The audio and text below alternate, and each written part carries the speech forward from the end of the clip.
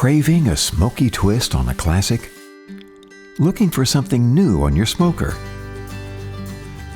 Get ready to transform your next meal with Grobbel's Premium Corned Beef Brisket.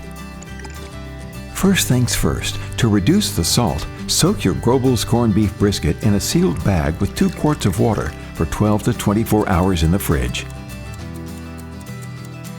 When you're ready, fire up your smoker to 225 degrees Fahrenheit.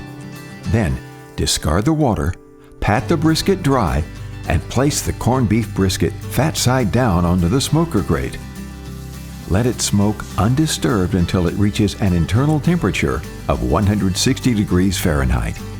Now it's time for the Texas Crutch. Wrap the corned beef brisket in aluminum foil or butcher paper and return it to the smoker. Bump the smoker temperature to 250 degrees and cook until the brisket hits 203 degrees Fahrenheit. For juicy perfection, let it rest on a cutting board for 20 minutes. Slice against the grain for maximum tenderness and serve. Grobbel's Premium Meats since 1883.